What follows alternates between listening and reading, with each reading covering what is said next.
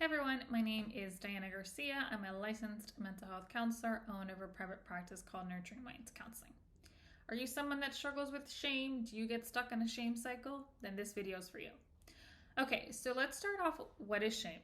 So, shame is that uncomfortable feeling that shows up whenever you feel unworthy of love or belonging for whatever reason. So, whenever you feel less than, whenever you feel like you're not worthy of love or connection, that's that feeling that shows up. That's shame. So, shame isn't reserved for that deep, dark skeleton in your closet. And even if you don't have a deep, dark skeleton, most likely you'll still experience shame.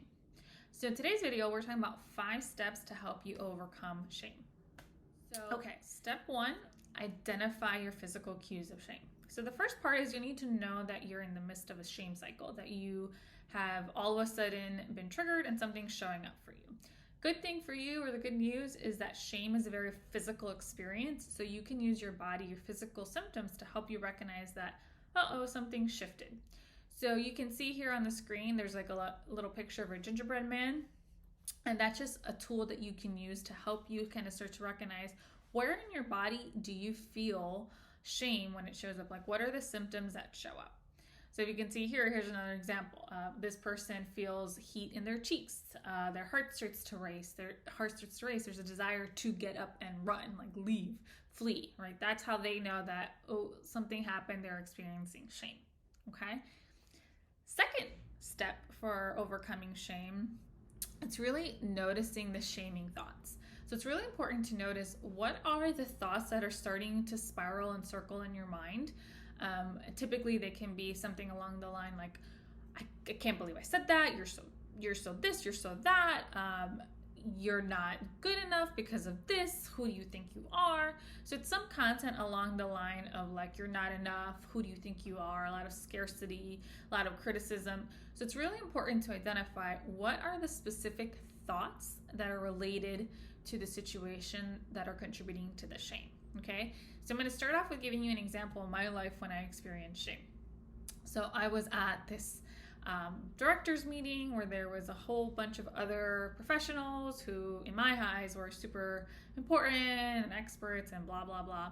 Anyways, we had to go around, introduce ourselves, and when it got to my turn, I think whatever I said, I just felt like I either stumbled or said something off, or it just came off weird in my head. And immediately I could just feel myself like starting to talk faster, like having a hard time finishing, like my heart started racing. Luckily, I was able to get through whatever I had to say in the moment, but even when the next person went, I just noticed I was having an experience because, again, my heart was still racing. I was like struggling to kind of regulate my breathing. I still felt really hot, and I had a desire to just like X out of that meeting. It was a virtual meeting, so I wanted to just get out. And I was noticing I just kept replaying over and over like, oh my gosh, I can't believe I said that. I must have sounded so dumb. Like, I can't believe I came off that way. What's wrong with me? See, I knew I shouldn't be here. So again, that first part was me really identifying the physical symptoms. The second part is recognizing like what were the thoughts that were showing up. So in the moment, the thoughts were like, oh my gosh, I'm so dumb. I can't believe I said that. That was so embarrassing. Like, I'm not good enough, or I'm not knowledgeable enough, or whatever, expert enough to be in this meeting with all these important people. And everyone knew and saw me. They're going to just know. They're going to kind of spot me that I'm the fraud. So those were the thoughts that were showing up in my head. The third step to overcoming shame, it's take a moment to ground yourself.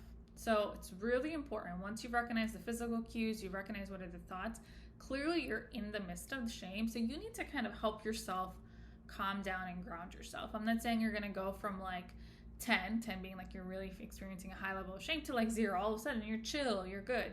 No, but you just help yourself come back to a manageable level of this experience. So for instance, in that example with the meeting, for me, I really needed to take a moment to like really concentrate and focus on my breathing. I remember I kind of made an active shifting of focus, like, okay, let me try to steady my breathing. I think I even grabbed my pen and was like, just like, let me focus on just writing something, like just writing, the action of writing, whatever I was writing. Let me just help myself really be present in this moment. I think I also tried to kind of let me refocus on like what is actually happening in this meeting, right? I can deal with the content of my thoughts when I have time to focus on it. Let me just come back and regulate my here and now. So you need to figure out, what does that look like for you? Whatever grounding exercise. Usually it could be some type of breathing, it could be some type of mindfulness. So anything that's going to help you physically come back to the here and now. Maybe it's taking a break if the situation calls for getting up, taking a walk, whatever that looks like for you. The fourth step of overcoming shame is giving yourself what you need in that moment. So in that moment, when you realize you're in the midst of shame, you've kind of calmed yourself down, the next piece is recognize, like, what do you need to tell yourself in that moment? Like, what kind of kindness or compassion can you offer yourself in this moment, right? That's really important. Or in general, like, what do you need? Like, do you need a break? Do you need to disconnect? Again, if it's feasible. But more so, it's really being clear, like, what do you need to tell yourself in that moment to get through it, right? So, like, maybe it's like, ouch, that was really painful. That was difficult, right? Maybe it's just acknowledging, like, oh, okay, this fraud story is showing up again, and that hurts. That really triggers some of my insecurities. Or talk to yourself like you would talk to your friend, right? So what would you tell your friend in that situation? Like, it's okay, no one noticed, it's fine, just kind of keep going with the meeting. So in that moment, it's really important to acknowledge and recognize, like, well, what do you need in that specific moment? Step 5 for overcoming shame is then making the decision to act based on your values, okay? So this is really important, because shame is going to try to convince you, the shaming thoughts or the shame gremlins is going to tell you that, like, that's it, like, shut down, freeze, get out of there, survive, do whatever you can, but, like, make sure you're safe and don't ever put yourself in that situation again. Like, never take a risk, never do anything that makes you uncomfortable, put yourself out there in whatever context. So what's really important is to really slow down those thoughts and really be clear on, what are your values in this situation and how do you want to act based on what's important to you versus just based on the shame and fear that's showing up in the moment, right? Because again, shame can be really convincing. You got hurt, you felt like you put yourself out there. Like, again, that thought that, like, something's wrong with you, something means that I'm unworthy of love or connection, that's pretty painful. And so of course your mind's going to try to convince you, nope, never do that again, stay safe. Make sure you never expose yourself to potentially getting hurt or rejected or putting yourself out there, being vulnerable.